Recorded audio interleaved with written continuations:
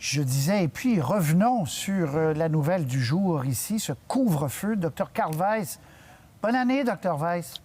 Bonne année, Patrice. Bonne année à tout le monde. Beaucoup de santé, surtout. Oui, on en aura besoin. On va en prendre une caisse. Alors, le couvre-feu, en quoi ça va tellement nous aider que d'empêcher les gens de sortir entre 20 h et 5 h le matin? Bien, écoutez, le couvre-feu, là où il a été essayé dans d'autres pays, la France en l'occurrence n'a pas fonctionné parce que les gens se précipitaient pour aller faire leurs emplettes avant 20 h. Donc, les gens se réunissaient dans des endroits, que ce soit des épiceries, des supermarchés. Heureusement, pas dans les restaurants ici, mais lorsque c'était ouvert dans d'autres pays. Donc, premièrement, l'efficacité d'un couvre-feu n'a pas été prouvée comme étant quelque chose de très efficace. Ensuite, comment est-ce qu'on va appliquer ce couvre-feu? Qu'est-ce qu'on va faire pour pouvoir limiter la sortie des gens? Comment, par exemple, contrôler, je ne sais pas, moi, disons, entre Laval et Montréal, sur l'autoroute 15, toutes les voitures qui vont passer entre 20 h et 5 h le matin et savoir où est-ce qu'elles vont aller? Certains vont être très justifiés de se déplacer. Il y a des gens qui travaillent la nuit, il y a des travailleurs de la santé, il y a des pompiers, des policiers, des gens des mesures d'urgence, des gens qui travaillent dans des usines et des gens qui ont des raisons aussi de se déplacer pour toutes sortes d'urgences quelconques. Donc, ça va être très difficile d'appliquer et de contrôler cet aspect-là. On a vu aussi que les gens, en dépit de tout ce qui a été fait auparavant, n'ont pas forcément respecté les mesures. C'est pour ça qu'on en est là un petit peu. Donc, je vous dirais, on est déjà en confinement depuis le mois d'octobre. On a déjà des mesures en place qui sont quand même assez sévères et restrictives, qui ont fonctionné en partie pour avoir aplati la courbe de cette deuxième vague. Mais là, on est définitivement dans une courbe d'une deuxième vague accélérée et probablement d'une troisième vague, on pourrait appeler ça, puisqu'on a augmenté notre nombre de cas de façon importante. Et en réalité, ce qu'on a surtout aussi raté au début, c'est le début de la campagne de vaccination au Québec, ce qui doit nous sortir un petit peu du bois parce qu'on voit que le nombre de cas augmente et que les prochains mois vont être difficiles. OK, je reviens tout de suite après sur la vaccination, mais je veux terminer le couvre-feu. Donc, je vous résume, Dr Weiss, pour vous, vous n'auriez pas prescrit ce remède-là du tout, là?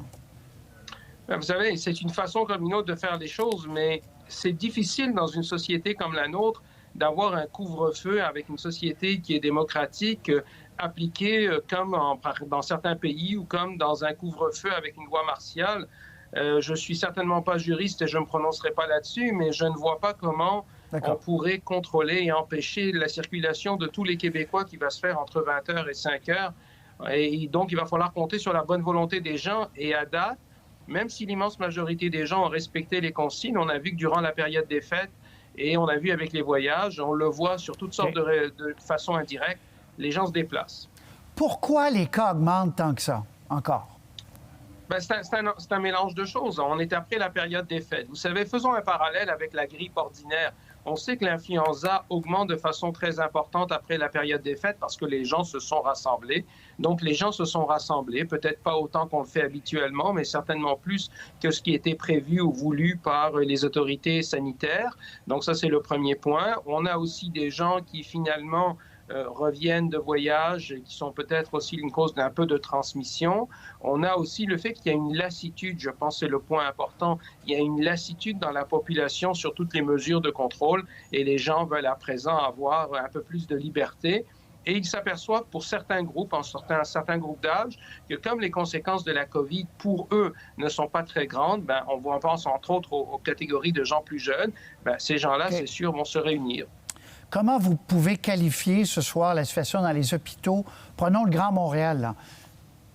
La situation est difficile parce que là, on est sous tension dans les hôpitaux. Le nombre d'hospitalisations a beaucoup augmenté depuis environ 2-3 semaines. La pression est beaucoup plus lourde et donc définitivement qu'on n'est plus du tout dans la dynamique dans laquelle on était au début du mois de décembre.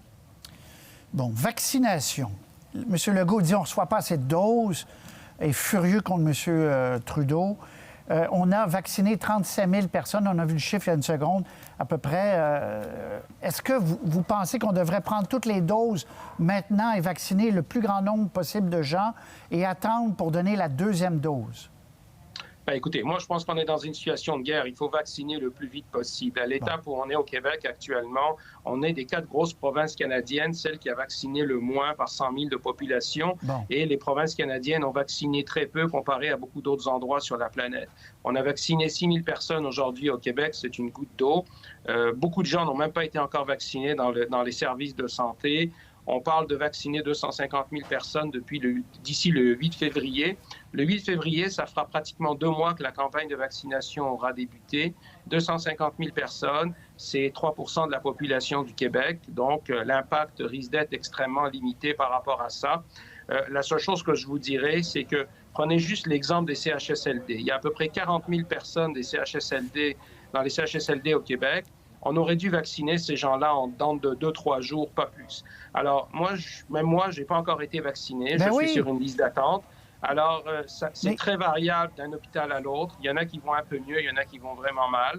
Et donc, on voit qu'il n'y a pas de stratégie massive, il n'y a pas de déploiement massif. Oui, on devrait avoir plus de doses du gouvernement fédéral, bien sûr, mais on a quand même donné 88 000 doses au Québec et on en a administré seulement 39 000. OK. Vous n'êtes pas satisfait? Vous n'êtes pas satisfait, Dr. Weiss, du déploiement de la vaccination au Québec pour l'instant? Pas du tout. Ben, pas du tout, surtout si on se compare à ce qui a été fait dans d'autres pays. Je pense Écoutez, au Québec, on a à peu près 1,7 million de personnes qui ont plus de 70 ans ou qui sont des travailleurs de la santé. Ce sont les groupes prioritaires. Alors, si on doit protéger ces groupes-là, parce que tout ce qu'on fait actuellement, il faut le savoir, c'est pour une seule et unique raison.